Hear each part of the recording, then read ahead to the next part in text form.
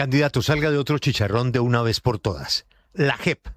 Usted no ha estado de acuerdo con la conducta de la JEP, ha hablado inclusive de acabarla. Eh, Usted tiene críticas sobre el acuerdo de paz con las FARC desde que este se aprobó. ¿Usted se va a meter a tocar la Constitución por cuenta de la JEP?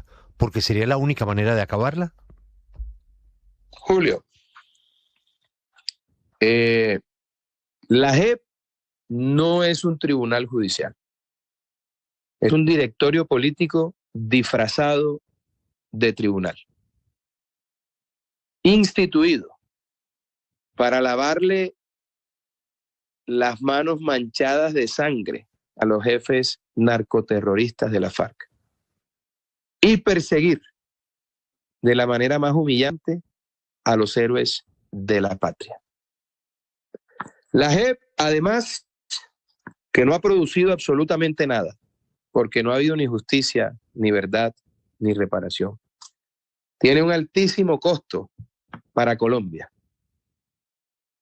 A mí me parece que no se justifica que un organismo como esos gaste tanto dinero sin producir resultado alguno. Yo no estoy de acuerdo con la JEP y haré todo lo que esté en mis manos, en el marco de la Constitución y la ley, para evitar que esa plata del bolsillo de los colombianos se despilfarre de esa manera. Ya yo no le estoy pidiendo justicia a la JEP. Es imposible.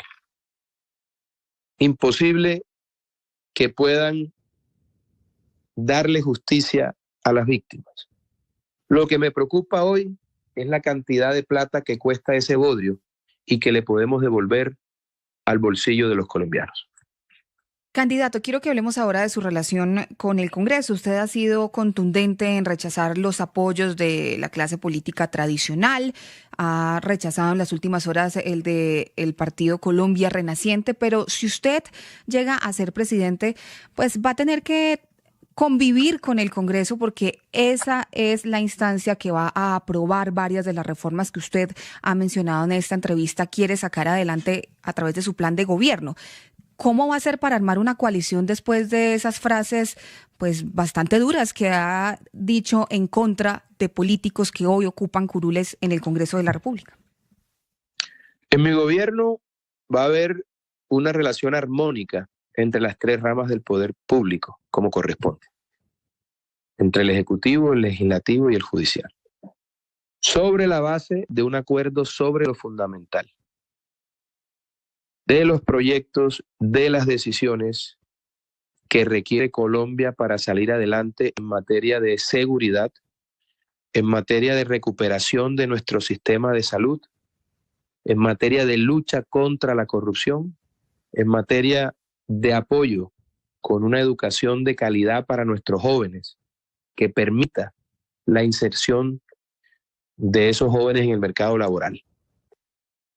Un acuerdo sobre lo fundamental que nos permita visualizar un país con prosperidad y desarrollo, en donde haya agua potable y en donde los pueblos tengan alcantarillado. Un país que sea un país de propietarios, en donde todos puedan tener acceso a una vivienda digna, con créditos justos y razonables. Un país que castigue al delincuente y proteja al ciudadano trabajador y responsable. Ese acuerdo sobre lo fundamental será presentado al Congreso de la República, que tendrá una responsabilidad histórica. Y de no hacerlo, pues tendrá que responderle a la opinión pública y a los electores. Este acuerdo sobre lo fundamental está sustentado en ideas, proyectos e iniciativas que le convienen al pueblo colombiano, a la gente, a quienes me debo yo, porque esto es un movimiento popular y son ellos los que me han traído aquí. Si el Congreso de la República no los quiere tramitar, pues tendrá que dar explicaciones sobre eso. Pero bajo ninguna circunstancia ese acuerdo sobre lo fundamental podrá estar supeditado a solicitudes burocráticas o entrega de contratos. Yo no vine con José Manuel a hacer la política de siempre. Vinimos a cambiar la política para siempre. Y el Congreso tiene que entender su responsabilidad histórica. Tiene que entender la coyuntura que atraviesa Colombia. Es imposible sacar el país adelante sin el concurso de las tres ramas del poder público. Y esto no, la situación del país no está para politiquería ni para burocracia. Esto es con responsabilidad y con decisión. Doctor Abelardo, pero usted habla de expedir una serie de decretos tan pronto llegue a la Casa de Nariño de ser elegido. Déjeme preguntarle sobre un tema muy específico y es el tema de la salud. Las EPS están en quiebra. Hay gente sin cita desde hace muchísimos meses. Gente que incluso puede morirse si no mejora el servicio de salud. ¿Cuál va a ser? Los medicamentos, Juan Diego, las filas. Exactamente, no reciben los medicamentos. Están muriendo muchos de esos colombianos que quieren oírle a usted cuál va a ser ese primer decreto que va a firmar para cambiar el sistema de salud y mejorar la situación. Juan Diego, déjenme hablarle más que de un decreto, de cuál es el plan de choque. Cuando una persona llega enferma con un trauma múltiple a una urgencia de un hospital o de una clínica o de un puesto de salud en un lugar apartado de la geografía nacional, lo primero que hacen los médicos de urgencia es estabilizar el paciente antes de intervenirle. Nosotros tenemos un paciente aquí muy grave. Hoy, más que una crisis del sistema, lo que tenemos es una crisis humanitaria porque hay gente muriendo por falta de medicamentos y falta de atención médica, falta de tratamientos. Entonces, el gran problema estructural del sistema son más de 40 billones de pesos en deuda. Mientras yo resuelvo ese problema de fondo, tengo que estabilizar el sistema y para eso tenemos un plan de choque de 90 días. ¿Para qué? Para con 10 billones de pesos, estabilizar el sistema y entregar todos los medicamentos que no se están entregando. Y dar todos los tratamientos que hoy no se están haciendo. Además de eso, con esos 10 billones, pagarles a esos héroes de bata, personal clínico y hospitalario que han sido abandonados a su suerte, después de que fueron los héroes en la pandemia. Doctor, cuando nosotros hayamos estabilizado el sistema con esos 10 billones de pesos, que ya sé de dónde viene cuál es la pregunta que sigue. No, ¿De dónde viene la plata? Exacto. ¿De dónde la va a sacar? ¿De dónde viene la plata? Mucho se ha dicho de que el gobierno, este gobierno entrega el país al borde de la quiebra, con un déficit grandísimo, y pues evidentemente usted ha planteado que va a hacer un recorte del Estado, que va a disminuir los impuestos. ¿De dónde va a sacar esos 10 billones? Ya habíamos hablado antes que hay una plata importante sobre la mesa, como recordarás. 110, 120 millones de pesos en exenciones tributarias, 80, 90 billones de pesos en corrupción.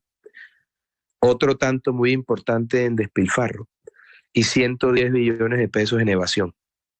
Allá hay una plata importante. Pero además en el presupuesto general de la Nación, en ADRES también hay recursos. Es más, la revisión de unos recursos que han sido asignados al sistema, tenemos esa cuenta con José Manuel, la plata está y se puede conseguir. Y con esos 10 billones de pesos, yo empiezo a pagar los tratamientos y a dar la medicina y a pagarle a los médicos.